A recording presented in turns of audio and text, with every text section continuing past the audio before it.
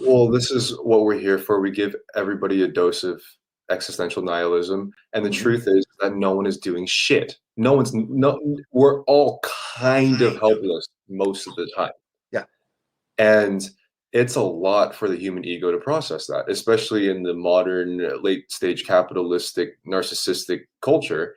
yeah, It's a lot for that manifestation of the ego to absorb that and realize that you're not doing anything, yes. and you probably won't, which sends a like an unconscious hysterical snap, a dynamite in the back of your unconscious, which makes you act out even worse. But that brew, that painful, stinking ayahuasca brew that's going to make you fucking throw up and shit yourself and hallucinate demons for 8 hours needs to be drunk. We all, including people my age, need to drink that brew down and just say, okay, it's nihilism, but it's so healthy because it's the truth. It doesn't matter.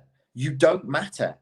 And you know what's wonderful about that? And this is I didn't realize we were going to go this fucking deep tonight, but okay, here we go.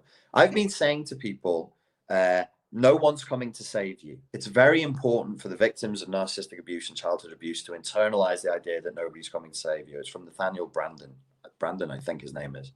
Somebody tell me in the chat what his name is. Anne Rand's ex-boyfriend. But you know what I found? I had a dream about this. I had a vision about this a couple of months ago. If it's true that nobody's coming to save you, nobody's coming to judge you either. Hmm. So you can't have one truth without the other truth. You can't have yin without yang.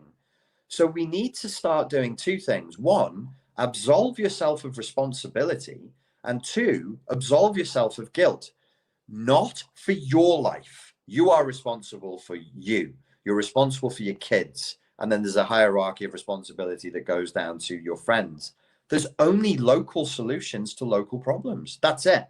There's no global solutions to global problems that Richard Grannon can affect because Richard Grannon is a fucking ant, not even facing an elephant. I don't even know what the proper proportionate size would be. Like 15 elephants in one, like a mega elephant. What the fuck am I going to do? Nothing. Not, but so you go, that's a terrible attitude to have. Actually, it's true. And it's the right attitude to have. I should be taking care of me. And then you say, that's narcissism. I would say, no, it isn't. That's not narcissism.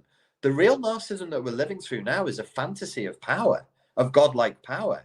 We really need to break it. And it would be breaking, it would be traumatic because everybody's going to have to realize shit, all that posting on social media, policing people's words, policing their tones, demanding to people, I'm doing nothing. In fact, me personally, I'm just making the world a slightly shitter place. That's all I'm doing.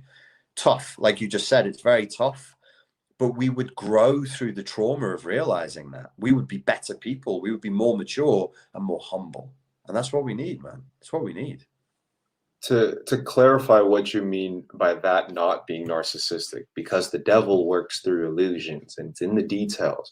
The narcissism of today comes from the power trip of feeling like you're making a difference through your belligerent actions. Yeah. That's the deception that the narcissism comes with. It's one thing to claim to work on yourself for yourself and maybe locally around you, but to claim that you were a disciple and this post of an infographic is the way, it's another thing. But it's sneaky because it doesn't look like that at face value. It's the religious element that you always remind me of. There's only two people who ever seem to talk about it with consistency. You bring it up a lot, and Douglas Murray brings it up a lot. We're behaving religiously. And when I say religiously, I don't mean spiritually. I mean the worst elements of religion. We're behaving dogmatically. And I think that's where that ties into the true narcissism of the God complex. We think we are imagining, we're hallucinating, we're part of some broader movement that is making the world better. And it's like you're building the walls of your prison with one hand and tearing them down with the other. And one hand is working faster than the other. And I'll let you all figure out which one's which.